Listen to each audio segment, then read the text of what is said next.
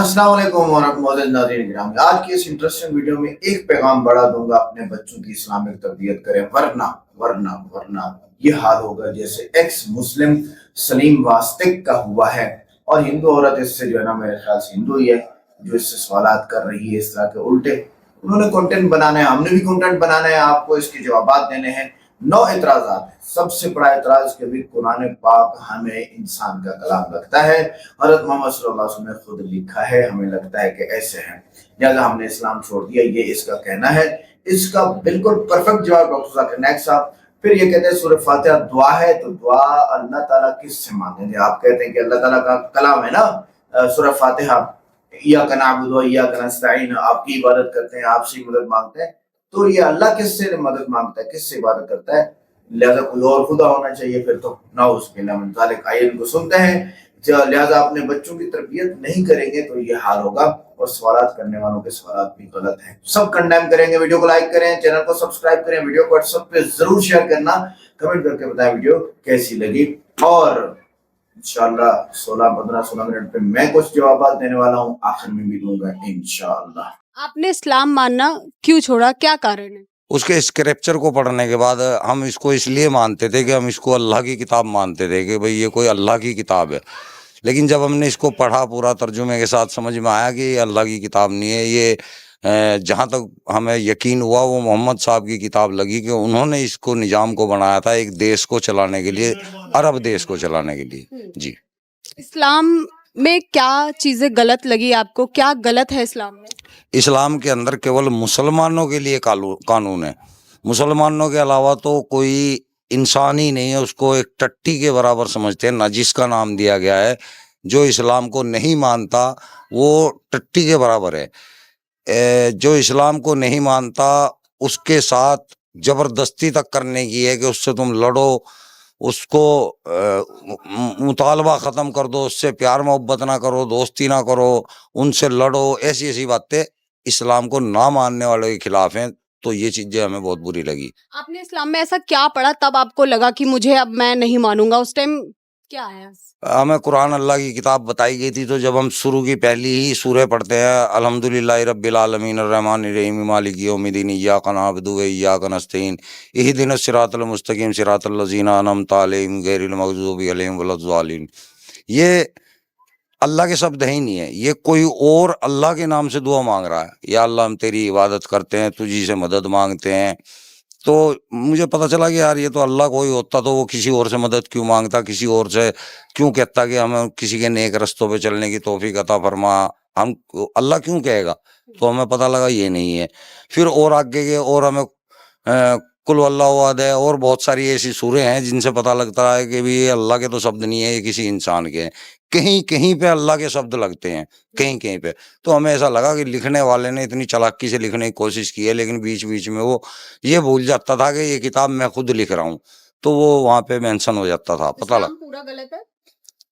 गलत क्या, ये एक संविधान है जी उस वक्त के अरब के देश के लिए। तो हो सकता है उस वक्त जो वहाँ के हालात थे उस वक्त के हिसाब से हो सकता है ये अच्छा हो। हम तो इस 14 साल पहले का वो कुछ कर नहीं सकते ना इमेजिन।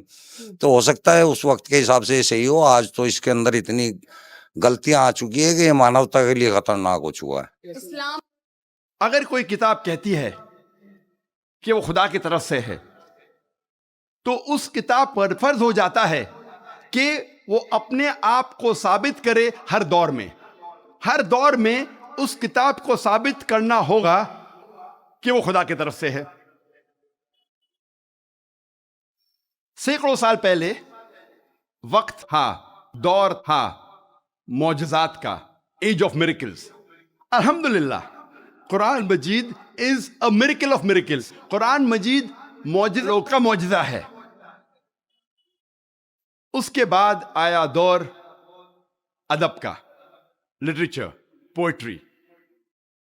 अल्हम्दुलिल्लाह, मुसलमान और गैर मुसलमान अरबी दां ये कहते हैं कि अरबी में सबसे बेहतरीन किताब अरबी अदब के लिहाज से वो है कुरान मजीद। और अल्लाह सुब्हाना व ताला चुनौती देते हैं कुरान मजीद में। अल्लाह सुब्हाना व ताला चैलेंज करते हैं सूरह बकरा में, सूरा नंबर 2, आयत नंबर 23 और 24 में अल्लाह सुब्हानहू व तआला कहते हैं वइन कुंतुम फी रैबिम मिम्मा नज़्ज़लना अला अब्दिना, और अगर आपको शक है कि हमने ये किताब नाजिल की हमारे बंदे पर, अगर आपको शक है, फातु बिसूरत मिन मिस्ली, तो आप एक सूरा कुरान मजीद जैसी पेश कीजिए। मिन मिस्ली, हू बहू नहीं, कुरान मजीद जैसी एक सूरा आप पेश कीजिए। वदउ शुहदाअकुम मिन दुनिल्लाह इन कुंतुम सादिकीन, और बुलाओ अपने मददगार को और अपने गवाह को अल्लाह के अलावा अगर आप सच्चे हैं। फ़इन लम तफ़अलू, और अगर आप नहीं पेश कर सकते, वलन तफ़अलू, और आप हरगिज़ पेश नहीं कर सकते, फत्तकुन नार लती वक़ूदुहा अन्नासु वल हिजारा उद्दत लिल काफ़िरीन, तो डरो उस आग से जिसका ईंधन इंसान और पत्थर है, जो इनकार करने वालों के लिए तैयार किया है। अल्लाह सुब्हाना व ताला इन दो आयतों में चुनौती देते हैं, इंसानों को चैलेंज करते हैं।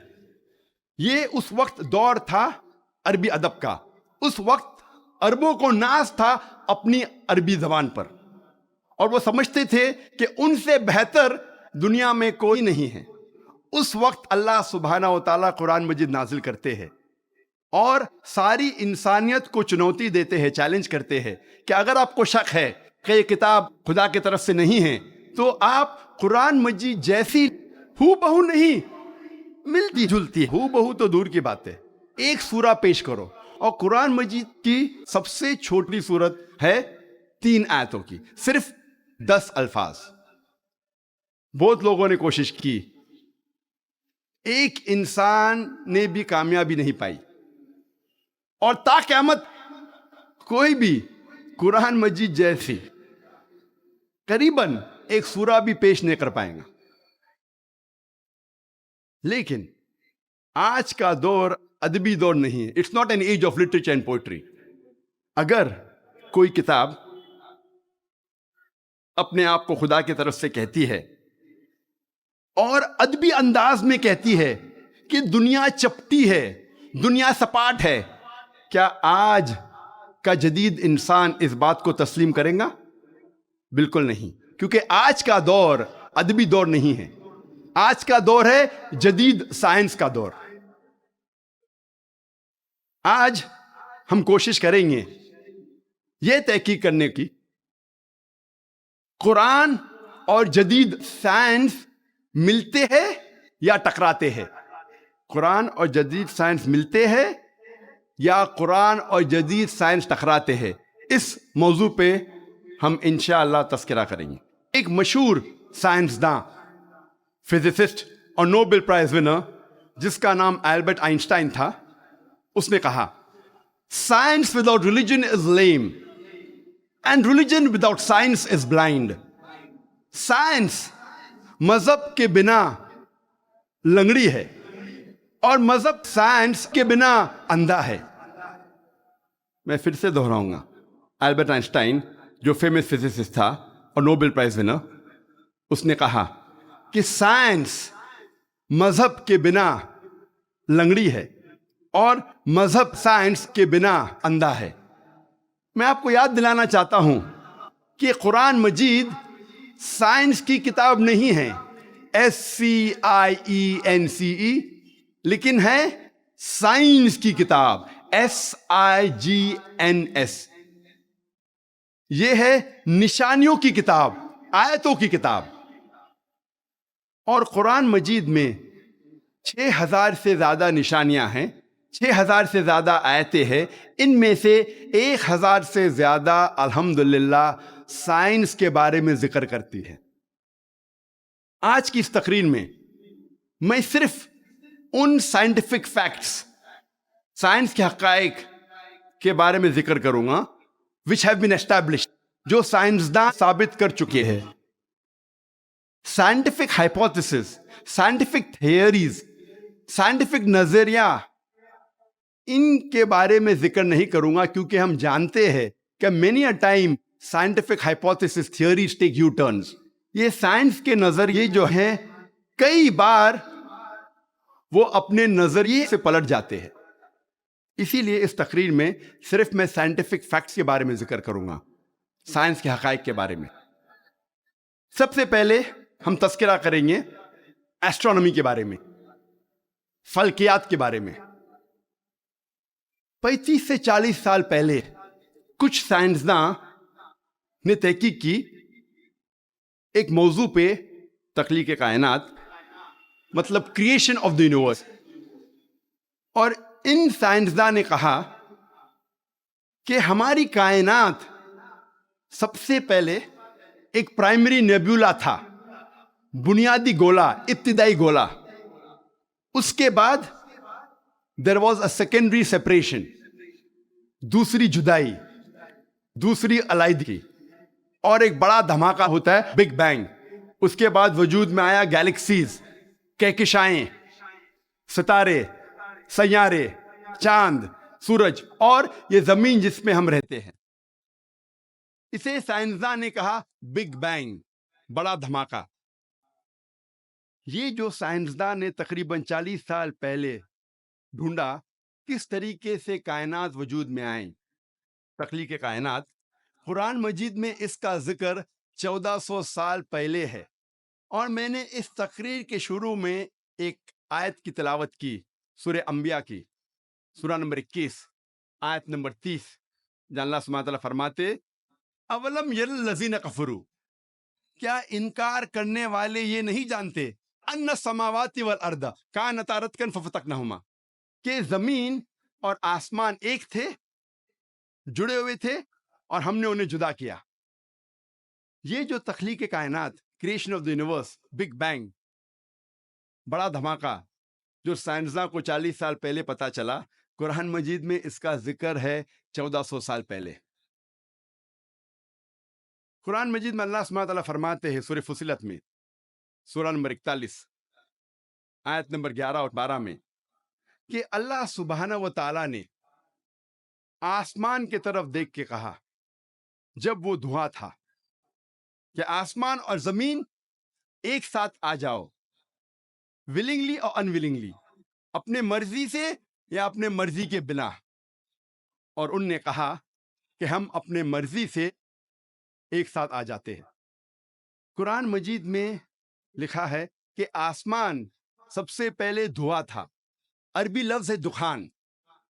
और आज के साइंसदान ये कहते हैं कि कायनात बनने के पहले ये आसमान धुआं था, इंग्लिश में कहते हैं गैस। लेकिन अरबी में दुखान के मानी है स्मोक। कुछ मुफस्सरीन ने तर्जुमा किया मिस्ट, धुंध, जो मेरे हिसाब से सही तर्जुमा नहीं, क्योंकि धुंध होता है ठंडा और धुआं होता है गरम। धमाके के बाद हम अक्सर देखते हैं गरम धुआं, धुंध नहीं देखते। तो कुरान मजीद में लिखा है कि आसमान था धुआं। और आज साइंस ये कहती है कि स्मोक गैस से और बेहतरीन लफ्ज है। जो कुरान मजीद में दुखान लिखा है वो गैस से और बेहतरीन है, और scientifically smoke is a better word then gas. आप सोच सकते, कुरान मजीद में इसका जिक्र है 1400 साल पहले। इंसान पहले समझते थे कि जमीन सपाट है, चपटी है। सबसे पहली बार अगर कोई इंसान ने यह साबित किया कि दुनिया बेज़वी है, वो ऐसा Francis Drake sun 1577 1577 when he sailed around the earth, जब समुंदर पे सफर किए दुनिया के गोल, सर फ्रांसिस ड्रेक ने साबित किया कि दुनिया बेज़वी है। कुरान मजीद में इसका जिक्र है 1400 साल पहले। कुरान में अल्लाह ताला फरमाते हैं सूरह लुकमान में, सूरह नंबर 31 आयत नंबर 29 में, अलम तरा अन्नल्लाह युलीजु लैला फिन नहारी व युलीजु नहारा फिल लैली।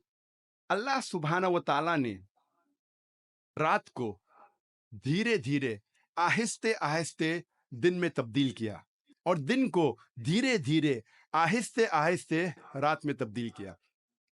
ये दिन का रात और रात का दिन आहिस्ते आहिस्ते, धीरे धीरे तब्दील होना, ये सबूत देता है कि दुनिया बैजवी है। अगर दुनिया चपटी और सपाट होती तो दिन फौरन रात में तब्दील होता और रात फौरन दिन में तब्दील होती।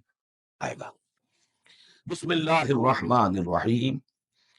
अल्हम्दुलिल्लाहि रब्बिल आलमीन। कुल हम्द। तो नाज़रीन गिरामी, इसलिए फिर कहूँगा अपने बच्चों को इस्लामी तालीम दें, इस्लामी तरबियत दें, स्कूल ज़रूर दुनिया के काम के आप उनसे कराते रहें, तो उसमें हमें कोई मसला नहीं है। अब डॉक्टर इसरार अहमद साहब सूरह फातिहा के बारे में बताएंगे, जो उसने सलीम वास्ती ने ये कहा था कि हमें ये लगता है कि सूरह फातिहा इंसान का कलाम लगता है, ये बात उसने की थी। ठीक है जी, अब आते हैं हम, माइक लगाना भूल गया, मैं लगा लेता हूँ अभी। खैर वो रिकॉर्डिंग तो सारी बेहतरीन हो चुकी है। पहला एतराज़, सलीम वास्ती कहते हैं कि कुरान अल्लाह का कलाम नहीं बल्कि इंसान का कलाम महसूस होता है। अकली जवाब हम ये देंगे, कुरान की फसाहत, पेशन गोइयाँ, महफूज रहना और साइंसी हक़ाइक़ का ज़बरदस्त तज़किरा इसे इंसानी कलाम से मुमताज़ बनाता है। एक जाहिल आदमी जिसको किसी चीज़ का पता ही नहीं है तो वो इनकार ही करेगा ना, तो उसको अल्लाह ही समझाए। अच्छा, फिर अब इसकी मिसालें देते हैं हम आपको। फ़िरौन की लाश महफूज रहने की पेशन गोई कुरान पाक में सूरह यूनुस आयत नंबर 92 के अंदर। अब बताइए, फ़िरौन रखा हुआ है कि नहीं रखा हुआ है आज तक? क्या किसी वेद में या किसी और किताब में आई? किसी एथियज़म की कोई किताब में ये बात लिखी हुई है कि फ़िरौन रखा रहेगा? और वो रखा हुआ है, आपके सामने है। कुरान का चैलेंज कि ये इस जैसा कलाम लाकर दिखाओ जिसे आज तक कोई पूरा ना कर सका। कोई नहीं ला सकता रब का कलाम। एक बात मैं समझाऊं आपको कि सूरह फातिहा हो या जहाँ जहाँ आप इस लोगों को ये पता महसूस होता है कि ये इंसान का कलाम है, वो अल्लाह ताला ने हज़रत मोहम्मद सल्लल्लाहु अलैहि वसल्लम को फरमाया कि इनको कह दो। तो वो जब हज़रत मोहम्मद सल्लल्लाहु अलैहि वसल्लम ने कहा वही बात और उसी तरह लिखी, तो ये तो अल्लाह ताला ने पूरा पैगाम दिया ना कि इनको कह दो। तो पैगाम तो अल्लाह ताला का है और हज़रत मोहम्मद सल्लल्लाहु अलैहि वसल्लम फरमाया कि इनको ऐसे कह दो। आप अपने बेटे को नहीं कहते कि जाओ बाहर फलां बंदा खड़ा है उसको ऐसे कह दो। सारी बातें जो बातें इंसानी महसूस होती हैं आपको, वो अल्लाह ताला ने खुद कहलवाई हैं, वो भी अल्लाह का कलाम शुमार होगा। नंबर एतराज़ 2, कुरान अरब मुल्क को चलाने के लिए लिखा गया था। अकली जवाब, कुरान की तालीमात पूरी दुनिया और तमाम इंसानों के लिए हैं, सिर्फ अरबों के लिए नहीं हैं। इंसानी मुसावात और आदल और इंसाफ के वो उसूल जो आलमी तौर पर तस्लीम शुदा हैं, यानी मीरास सारे बच्चों को देनी है, बेटियों को उनका हक देना है, अपने माँ बाप के साथ अच्छा सलूक करना है, फ़र्ज़ हैं। बीवी को घर दो, बीवी को कपड़ा दो, बीवी को रोटी दो। ये सारे मुसावात क्या पूरी दुनिया में तस्लीम शुदा नहीं है? तो बहुत बड़ा सबूत है कुरान के हक होने का। जी हाँ, एक दूसरी मिसाल हम देंगे, आलमी अखलाकी अक़दार में मसलन सदाकत, दयानतदारी और इंसानी हुकूक का एहतराम। जब कुरान भी ये बात कर रहा है और आलमी सतह पे भी यही बातें कही जाती हैं, तो भाई ये तो वही बातें हैं जो अल्लाह ने कही हैं। कुरान के कवानीन आज भी आलमी अदालतों और इदारों में हवाला बनाए जाते हैं। जी जी जी, तमाम अदालतों में, आलमी अदालतों में हवाला देकर बोला जाता है। कुरान एक बड़ी अजीम किताब है भाई। एतराज़ नंबर 3, इस्लाम सिर्फ मुसलमानों के लिए कानून देता है और गैर मुस्लिमों को कमतर समझता है। ये जो कह रहा था ना सलीम वास्तिक, एक्स मुस्लिम, तो इसका अकली जवाब ये कि इस्लाम तमाम इंसानों के इज़्ज़त का हुक्म देता है और गैर मुस्लिमों के साथ इंसाफ और अच्छे सलूक की तलकीन करता है। या आपने गलत कहा कि भाई ये यूँ है यूँ है यूँ है। मिसाल है, मदीना के मुआहदे में गैर मुस्लिमों के हुकूक का तहफ़्फ़ुज़, जो मदीना मुनव्वरा में मुआहदा हुआ था और गैर मुस्लिमों ने वो मुआहदा तोड़ दिया था, फिर अल्लाह ताला ने फरमाया कि नहीं, आप लोगों को इस तरह इनके साथ रवैया इख्तियार करना है।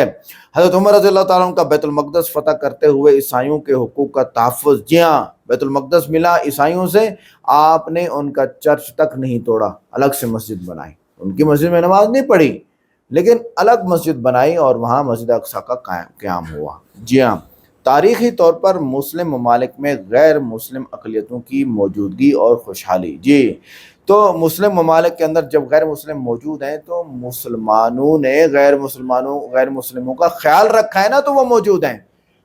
ख्याल रखा है तो वो मौजूद है ना। अब सऊदी अरब में देख लें, जो ब्रिटिश हुकूमत और सल्तनत उस्मानिया इसराइल ने तुड़वाए हैं, वो सारे 27 ममालिक हैं, उन सारे 27 ममालिक के अंदर गैर मुस्लिम मौजूद हैं। تو یہ ثبوت ہے کہ اسلام اچھی تعلیم دیتا ہے، بری تعلیم نہیں دیتا۔ 6 سوال اور ہیں جو اس ایکس مسلم سلیم واسطق نے کہے ہیں، اس میں سے ایک یہ تھا کہ سورہ فاتحہ انسانی کلام لگتا ہے، اس کا جواب آپ سنیں، اس کے بعد انشاءاللہ العظیم باقی 6 سوالوں کے جواب میں دیتا ہوں۔ اور حمد کو ذہن میں رکھ لیجئے، حمد مساوی ہے تعریف جمع شکر۔ عام طور پر ترجموں میں ایک لفظ لایا جاتا ہے، کل تعریف اللہ کے لیے، یہ کافی نہیں ہے۔ تعریف آپ کسی شے کی کر سکتے ہیں جس میں کوئی حسن ہے، خوبی ہے، کسی بھی اعتبار سے، خواہ آپ کو اس کے حسن و خوبی سے کوئی فائدہ حاصل نہیں ہو رہا۔ ایک پھول ہے، بہت خوبصورت ہے، بس ٹھیک ہے، خوبصورت ہے، آپ نے کہا، تعریف کر دی۔ شکر کرتے ہیں آپ اس شے کا جس سے آپ کو کوئی فائدہ پہنچا ہو، استفادہ ہوا ہو، آپ کی کوئی ضرورت پوری ہوئی ہو، آپ کی کوئی مشکل رفع ہوئی ہے۔ اور آپ دیکھیں گے کہ حمد میں یہ شکر کا پہلو غالب ہے۔ جتنی بھی دعائیں ہیں حضور سے منقول، شکر کے مقام پر وہاں حمد آتا ہے۔ بھوک لگی ہوئی تھی، کھانا کھایا، الحمدللہ الذی اطعمنی وسقانی۔ اب یہاں دیکھیے ترجمہ تعریف نہیں، شکر ہے اس اللہ کا جس نے مجھے کھلایا اور پلایا۔ آپ بیت الخلاء سے باہر آئے، نجاستیں آپ سے دور ہو گئی، طبیعت میں انشراح ہوا، الحمدللہ الذی اذھب عنی الاذی وعافانی۔ اور شکر ہے اس اللہ کا جس نے اذیت بخش چیزیں مجھ سے دور کر دی اور مجھے عافیت بخشی۔ تو یہ الحمدللہ رب العالمین، اللہ تعالیٰ کا حسن و کمال اور حسن و جمال اپنی جگہ بھی اس انتہا کا ہے کہ جتنی تعریف اس کا حق ہے ہم کر ہی نہیں سکتے، لیکن اس کے احسانات اور انعامات ہم پر اتنے ہیں کہ ہم ان کو بھی گن نہیں سکتے۔ لہذا ایک ہی احسان ہم نے کر دیا الف لام کے ساتھ، الحمدللہ رب العالمین۔ تمام تعریفیں اور کل شکر اللہ کے لیے ہے کہ جو تمام جہانوں کا پروردگار ہے، رب ہے، مالک ہے۔ رب میں ایک مفہوم ہوتا ہے ربوبیت کا، اور اس میں مفہوم شامل ہوتا ہے تربیت کا، ربیانی صغیرہ۔ تو مالک ہونا اور تربیت دینا، آپ جس شے کے مالک ہوں گے آپ چاہیں گے اس میں بڑھوتری ہو، اس میں اضافہ ہو، وہ نشو و نما پائے۔ تو یہ دونوں چیزیں آپس میں ایک دوسرے کا جڑی ہوئی ہیں، پروردگار بھی اور مالک بھی۔ عام طور پر عربی میں رب کا لفظ مالک کے لیے آتا ہے، رب البیت، رب الدار، رب المال۔ تو مانے وہاں پر ظاہر بات ہے کہ اس سے مراد کیا ہے؟ مال والا، گھر والا، گھر کا مالک۔ تو کل شکر اور کل تعریف اس اللہ کے لیے ہے جو تمام جہانوں کا مالک بھی ہے، پروردگار بھی ہے۔ اور رحمان الرحیم، رحمان ہے اور رحیم ہے۔ اب دوبارہ اس کی میں وضاحت نہیں کروں گا۔ مالک یوم الدین، یوم دین کا مختار مطلق ہے۔ دین عربی زبان میں کہتے ہیں بدلے کو، دنہم کما دانو کما تدینو تو دانو، یہ کہاوت ہے۔ جیسے اردو میں ہم کہتے ہیں جیسا کرو گے ویسا بھرو گے، کما تدینو تو دانو، تو یہ ہے بدلہ۔ اس کا بنیادی مفہوم جو ہے وہ بدلہ ہے۔ تو بدلے کا ایک دن ہے جس دن فیصلہ ہوگا کہ کون کیا کما کر لایا ہے، اسے کیا بدلہ ملنا چاہیے۔ آیا اس کا برائیوں کا پلڑا بھاری ہے کہ اسے سزا ملنی چاہیے، یا اس کی حسنات اور نیکیوں کا پلڑا بھاری ہے کہ اسے جزا ملنی چاہیے، اس کا انعام اور اکرام کے ساتھ معاملہ کیا جانا چاہیے۔ وہ ایک دن ہے، اسے ہم یوم القیامہ کہتے ہیں۔ اور لیکن اصل بات جو یہاں کہی گئی، یعنی ایک جملے میں 3 باتوں کا اعتراف ہو رہا ہے۔ بعد سے بعد الموت، ایک دن آئے گا کہ ہم مرنے کے بعد تمام انسان اٹھا لیے جائیں گے، پھر حساب و کتاب، پھر اللہ کے ہاں حاضری ہوگی اور حساب کتاب ہوگا۔ اور تیسرا یہ کہ اس حساب کتاب کے دن کا مختار مطلق اللہ، یعنی کسی اور کو اپنے ذہن میں سہارا بنا کر آپ زندگی گزاریں کہ وہ مجھے چھڑا لے گا، یا وہ ہستی جو ہے اتنی زوردار ہے کہ وہ مجھے بچا لے گی، اس سے اپنے دل کو، اپنے ذہن کو بالکل پاک کر لیجئے۔ مالک یوم الدین، ایک دوسری جگہ پر قرآن میں آیا ہے، اس روز کوئی پکارنے والا پکارے گا، لمن الملک اليوم للہ الواحد القہار، آج کے دن کس کا اختیار مطلق ہے؟ اور پھر کہا جائے گا اللہ کے لیے، الواحد قہار، جو پوری طرح چھایا ہوا، مستولی ہے۔ تو مالک یوم الدین، جو جزا و سزا کے دن کا مالک ہے۔ اب یہاں سے کلام ایک رخ بدل رہا ہے۔ ابھی تک تو یہ غائبانہ انداز میں کلام ہو رہا ہے، اللہ سے خطاب نہیں آیا اس میں ابھی۔ الحمدللہ رب العالمین الرحمن الرحیم مالک یوم الدین۔ اب خطاب ایاک نعبد و ایاک نستعین، ہم صرف تیری ہی بندگی کرتے ہیں اور کریں گے، اور ہم صرف تجھ ہی سے مدد مانگتے ہیں اور مانگیں گے۔ یہ ترجمہ میں کیوں کر رہا ہوں کہ یہ فعل مضارع ہے، عربی زبان میں فعل مضارع حال اور مستقبل دونوں کو کور کرتا ہے۔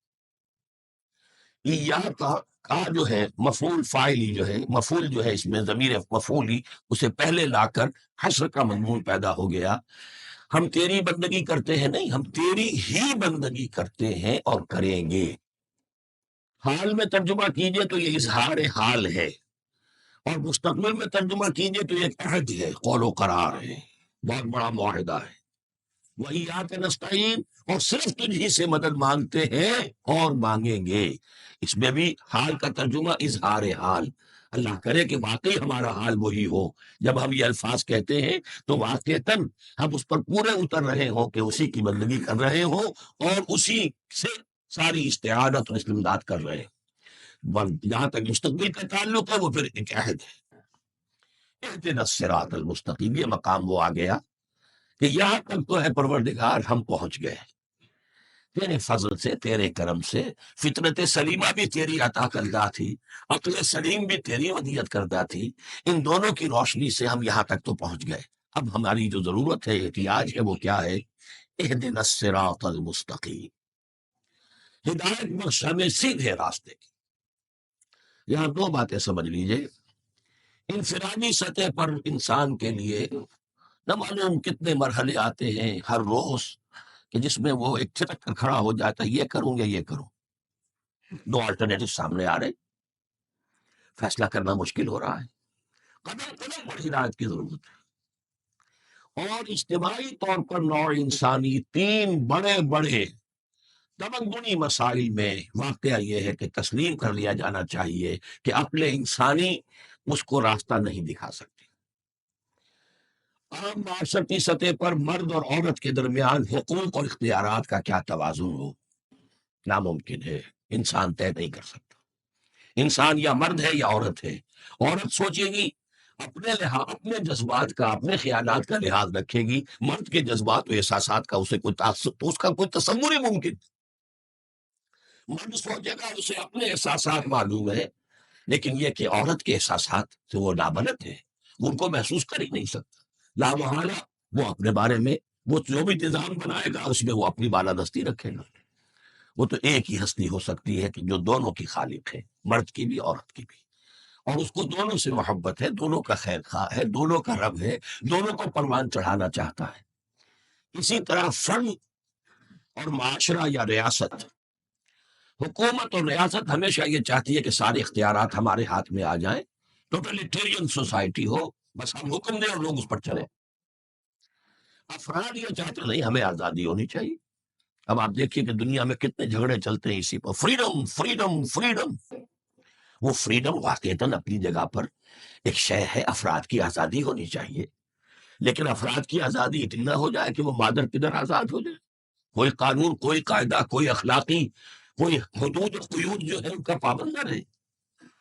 تو اب کہاں ہے وہ نقطہ اعتدال کہ جس میں انسان کی انفرادی آزادی، انفرادی اختیار اور ادھر اجتماعی مصلحتیں جو ہیں ان کو بیلنس کیا جا سکے؟ انسان طے نہیں کر سکتا، صرف اللہ ہی اس کے لیے نظام دے سکتا ہے۔ تیسرا مسئلہ ہے سرمایہ اور محنت، اس میں کیا توازن؟ سرمایہ اور محنت دونوں مل کر کچھ بنا رہے ہیں، کچھ پروڈیوس کر رہے ہیں۔ اب اس میں نفع جو ہوا ہے اس میں سرمایہ کا کتنا حصہ ہونا چاہیے اور لیبر کا کتنا ہونا چاہیے، کون طے کر سکتا؟ اس کے لیے بھی کہ ایسا نہ ہو کہ سرمایہ داری جو ہے آکاش بیل بن کر پورے معاشرے پر چھا جائے، اور غریب بیچارہ، مزدور بیچارہ، کاشتکار بیچارہ، وہ گویا کہ چکی کے دو پارٹوں میں پس کر رہے جائے، اس کی کوئی حیثیت نہ رہ جائے۔ لیکن یہ کہ دوسری طرف اگر یہ کہ مزدور کا جو حق ہے اس سے زیادہ اس کو دے دیا جائے تو سرمایہ جو ہے وہ سکڑ جائے گا، شائی ہو جائے گا، وہ پھر میدان میں نہیں آئے گا۔ کیا کیا جائے؟ کون سا نقطہ عدل و اعتدال ہے؟ یہ تین مسائل ایسے ہیں، اہدنا الصراط المستقیم۔ تو یوں سمجھیے کہ ایک جو بنیادی ہدایت تھی، ایک اللہ کو پہچان لینا، یہ جان لینا کہ کل حسن و جمال اور تمام انعام و اکرام کا منبع اس کی ذات ہے، وہ رحمان ہے اور رحیم ہے۔ اور یہ جان لینا کہ مرنے کے بعد جی اٹھنا ہے، حساب کتاب ہے، فیصلہ ہوگا جزا و سزا کا، اور مختار مطلق اس دن کا اللہ ہے۔ پھر یہ عہد کر لینا ایاک نعبد و ایاک نستعین، اس کے بعد دعا، پروردگار ہمیں ہدایت پر قائم رکھ، ہماری ہدایت میں اضافہ فرما۔ اس ہدایت کے لفظ کو سمجھ لیجئے، بنیادی ہدایت، تفصیلی ہدایت، قدم قدم پر ہدایت، ہدایت پر ہدایت، والذین اہتدوا زادہم ھدی، جو لوگ ہدایت کے راستے پر آتے ہیں اللہ ان کی ہدایت میں اضافہ کرتا ہے۔ تو یہ قدم قدم پر ہمیں ہدایت کی ضرورت ہے اور مرحلہ وار ضرورت ہے۔ ہدایت اس کو بھی کہتے ہیں کہ کسی نے آپ سے کوئی پتہ پوچھا، آپ نے کہا ادھر جانا، پھر دوسری گلی میں مڑنا، پھر جانا دو تین لائٹیں چلے جانا، پھر مڑنا، وغیرہ وغیرہ، یہ بھی ہدایت ہے۔ نظری طور پر آپ نے بتایا ہے۔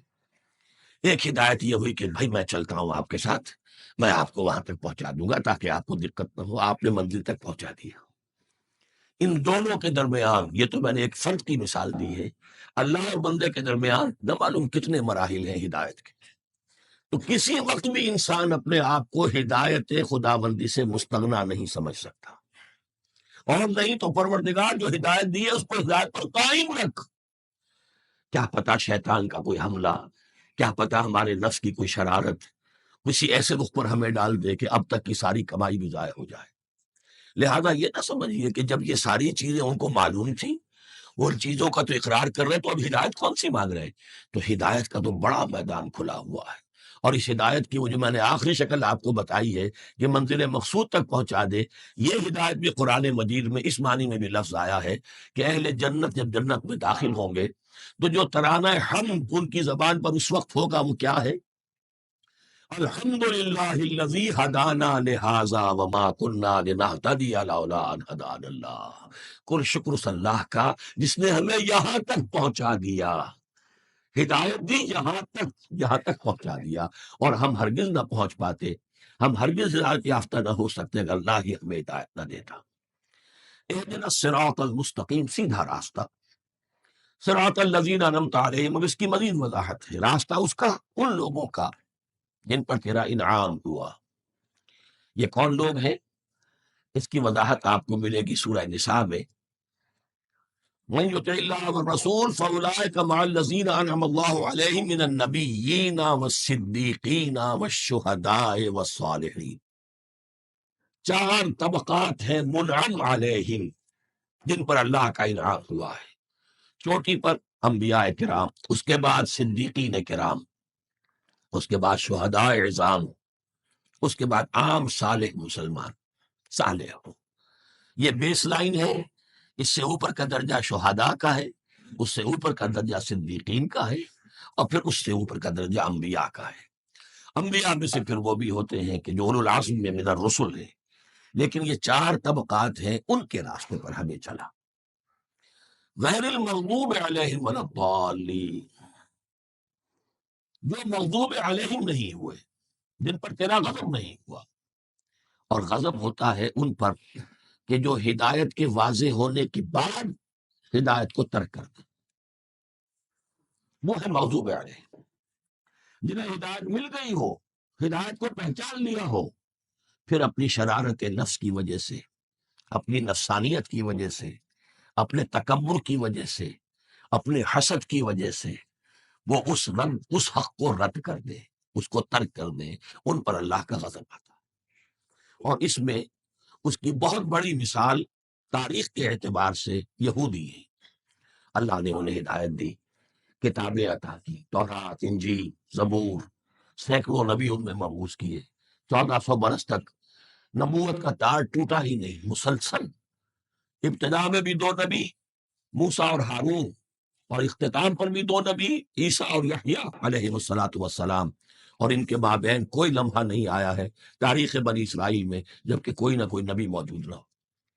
لیکن انہوں نے اپنی شرارت نفس کی وجہ سے ہدایت تورات سے بھی منہ موڑا، اور پھر سب سے بڑی بات یہ کہ ہدایت محمدی سے، ہدایت قرآنی سے بھی صلی اللہ علیہ وسلم منہ موڑا، وہ ہے مغضوب علیہ ولا الضالین، اور نہ ہی گمراہ ہوئے۔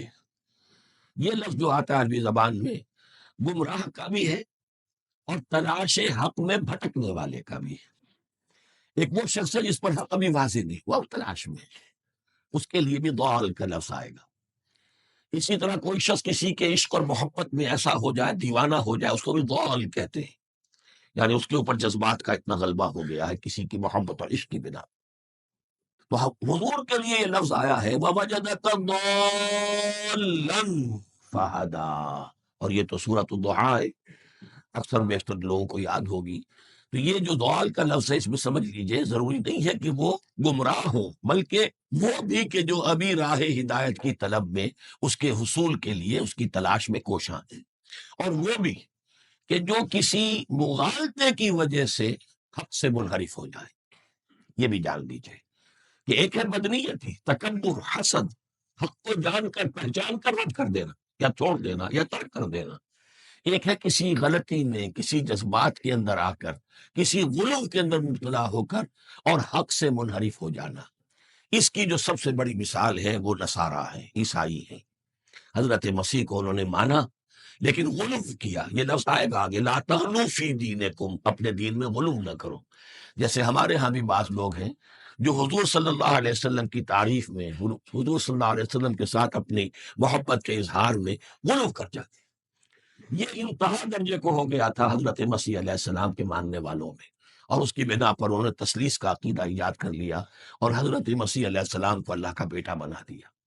تو اس کی سب سے بڑی مثال ضالین کی، اس اعتبار سے کہ ہدایت پانے کے بعد کسی بدنیتی سے نہیں بلکہ کسی اچھے جذبے میں غلو کی وجہ سے، رسول سے محبت کرنا تو اچھا جذبہ ہے لیکن یہ محبت بھی ایک حد میں رہنی چاہیے۔ غلو کرے گی تو ظاہر بات ہے کہ اس کے بعد وہ گمراہی کی طرف لے جائے گی۔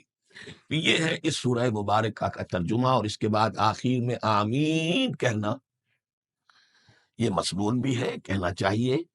البتہ اختلاف یہاں بھی صرف اتنا ہے کہ نماز میں جب آپ امام کے ساتھ ہیں، وہ اگر جہری قرات کر رہا ہے تو آیا اس کے بعد آپ کو بھی بالجہر کہنا ہے آمین یا نہیں کہنا، یہ اختلاف ہے، ان میں کوئی فرق واقع نہیں ہوتا۔ یہ چیز متفق علیہ کہ کہنا ہے آمین، بلکہ یہ آمین تو یہودیوں میں ہے، یہ آمین جو ہے یہ عیسائیوں میں بھی ہے۔ ان کی بھی جو لارڈس پریئر ہے اس کے بعد آمین، وہ آمین کہتے ہیں، وہ فرق، وہ لفظ ایک ہی ہے۔ اس لیے کہ عبرانی زبان اور عربی زبان، یا تو ہم یہ کہہ سکتے ہیں کہ دونوں بہنیں ہیں، کوئی ایک مشترک زبان تھی ان کی ماں جس کی یہ دو بیٹیاں ہیں، اور یا یہ کہنا پڑے گا کہ عربی زبان کی ماں جو ہے وہ عبرانی زبان ہے۔ بہرحال بڑا قریبی رشتہ عربی کا اور عبرانی کا ہے، اس اعتبار سے وہ آمین۔ اب آپ کو معلوم ہے ہم السلام علیکم وہ کہتے ہیں، وہ سلام کہتے ہیں، فرق کیا ہے؟ وہ تو تلفظ کا فرق ہے۔ اسی طریقے سے اور بہت سے الفاظ ہیں، میں بعد میں بتا۔ تو ناظرین گرامی، یہ تھا ڈاکٹر اسرار احمد صاحب کا معجزانہ بیان، جس میں انہوں نے سورہ فاتحہ کے بارے میں ساری باتیں کی۔ جو مین بات ہے وہ یہ ہے، قرآن پاک میں دوسری جگہ فرمایا کہ ہم نے جو ہے وہ آپ کو قرآن دیا اور آپ کو ہم نے 7 جڑوا آیات دیں، تو وہ تھیں سورہ فاتحہ۔ تو سورہ فاتحہ اللہ نے اتاری، اس لیے قرآن پاک کے شروع میں لکھا جاتا ہے، اور یہ اللہ تعالیٰ انسانوں سے فرماتا ہے کہ تم میرے سے ایسے دعا مانگو۔ تو اس پر اعتراض ہی نہیں بنتا سورہ فاتحہ پر، جب اللہ تعالیٰ کا کلام نہ ہوتا تو پھر ہم کہتے ہیں۔ ٹھیک ہے، اگلی بات، چوتھا اعتراض جو تھا کہ اسلام غیر مسلموں کو قتل کرنے اور جنگ کی تلقین کرنے کا کہتا ہے، یہ ایکس مسلم سلیم واسطق نے کہا تھا۔